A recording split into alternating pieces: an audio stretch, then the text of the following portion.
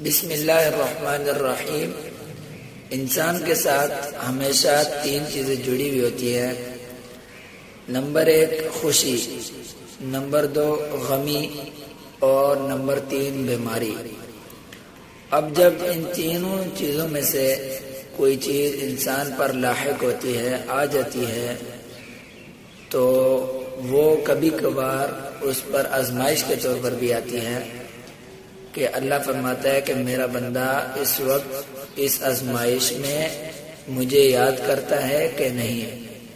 اب یہ انسان کے اوپر ہوتا ہے، تو انسان کو چاہیے کہ اس وقت اپنے رب ذوالجلال کو یاد کرے، کیونکہ ہر چیز کو دینے اور لینے والا وہی ذات ہے، ٹھیک ہے۔ اور اب جب بعض دفعہ تکالیف لوگوں کی طرف سے بھی آتی ہیں، تو ایسا نہ ہو کہ ہم ان لوگوں کی طرح ہو جائیں جن کے بارے میں قرآن میں آتا ہے کہ وہ من الناس، لوگوں میں سے وہ لوگ، من یقول آمنا، جو کہتے ہیں ہم ایمان لائے، باللہ، اللہ پر، فإذا اوذی فی اللہ، جب ان کو آزمایا جائے، جب ان کو تکالیف آئے اللہ کی راہ میں، جعل فتنة الناس، تو وہ لوگوں کی آزمائش کو کعذاب اللہ، اللہ کا عذاب سمجھ بیٹھتے ہیں۔ تو اللہ نہ کرے ہم ایسے لوگوں میں سے ہو جائیں، تو ہمیں بچنا چاہیے ان چیزوں سے۔ اس کے بعد آتا ہے کہ خوشی بھی آتی ہے، تو یہ نہ ہو کہ ہم خوشی میں اتنا مگن ہو جائیں کہ جب اللہ تعالی ہمیں خوشی دے، تو یہ بھی ایک آزمائش کے طور پر آتی ہے کہ کیا اگر میں اپنے بندے کو خوشی دوں تو کیا یہ مجھے بھول جائے گا کہ یا مجھے یاد کرے گا۔ اگر انسان خوشی میں اتنا مگن ہو جائے کہ اس کو عبادت، نماز، یہ سب کچھ چھوٹ جائے، بھول جائے، تو ایسے شخص کو ڈوب مرنا چاہیے، کیونکہ پھر اس کا ٹھکانہ جہنم ہی ہوگا۔ نمبر 3 اب یہ آتا ہے کہ انسان کے اوپر کبھی بیماری بھی آ جاتی ہے۔ اب ہر بیماری کا علاج ڈاکٹر کے پاس بھی نہیں ہے، لیکن قرآن میں ہر بیماری کا علاج قرآن میں ہے۔ قرآن ایک ایسی جامع کتاب ہے جس میں ہر چیز کا سوال اور جواب دونوں موجود ہیں، ہر چیز کا علاج بھی موجود ہے۔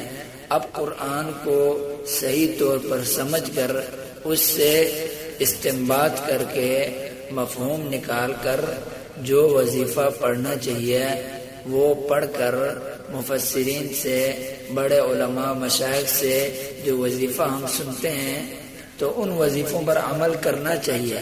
لیکن آج کل کا دور نعوذ باللہ ایسا دور آیا ہوا ہے کہ لوگ ان وظائف، ان پیر و مرشد، ان سب پر اللہ سے بھی زیادہ یقین کرنے لگے ہیں۔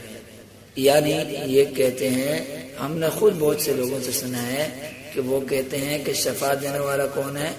یہ پیر ہے، فلاں پیر ہے، ہم اس کے پاس جا رہے ہیں، یہ شفا دیتا ہے، فلاں پیر ہے، یہ میری مراد پوری کرے گا، فلاں وظیفہ ہے، یہ میری تکالیف کو دور کرے گا، میری بیماری کو دور کرے گا۔ اللہ کے بندو، آپ خود سوچئے کہ جن پیروں کو آپ مانتے ہیں، جن وظائف کو آپ مانتے ہیں، یہ کس نے بنایا، کہاں سے نکالا گیا ہے؟ یہ سب کچھ اللہ کی طرف سے ہے، صحیح ہے۔ اللہ جو دیتا ہے لے بھی سکتا ہے، اور جو لیتا ہے وہ دے بھی سکتا ہے، یہ سب کچھ اللہ کے ہاتھ میں ہے۔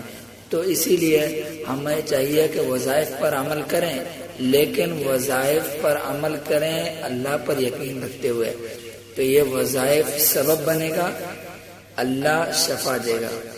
تو اب میں آپ کو ایک مختصر وظیفہ بتاتا ہوں۔ ایک ہر بیماری کا علاج، ہمارے اساتذہ نے ہمیں ایک وظیفہ بتایا تھا۔ یہ وظیفہ الحمدللہ میں 5 سالوں سے آزما رہا ہوں۔ میں بہت سے بیمار لوگوں پر یہ وظیفہ کر چکا ہوں۔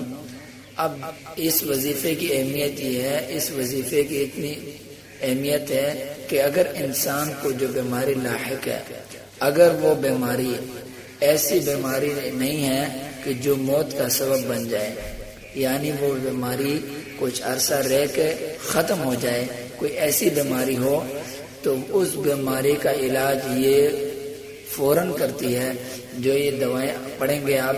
لیکن میں نے پہلے بھی آپ کو بتایا ہے کہ یقین صرف اللہ پر ہونا چاہیے۔ اب وظیفہ کیا ہے؟ سب سے پہلے آپ کو 4 کل پڑھنے ہیں، قل اعوذ برب الناس، قل هو اللہ احد، قل اعوذ برب الفلق، قل یا ایھا الکافرون، یہ 4 کل پڑھنے ہیں۔ پھر آیت الکرسی پڑھنی ہے۔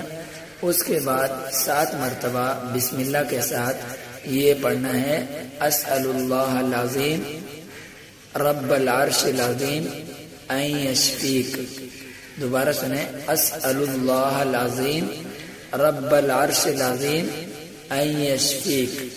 اب یہ کوئی پڑھے گا 7 مرتبہ، تو یہ پڑھ کے اگر پانی میں پھونکنا چاہتے ہیں پانی میں پھونکیں، یا مریض کے اوپر پھونکنا چاہتے ہیں پھونکیں، لیکن جو یہ پڑھنے والا ہے اور آگے جو مریض ہے اس کو پہلے بتا دیں کہ یقین اور اعتقاد صرف اللہ پر ہوتا ہے، یہ چیزیں سبب بنتی ہیں۔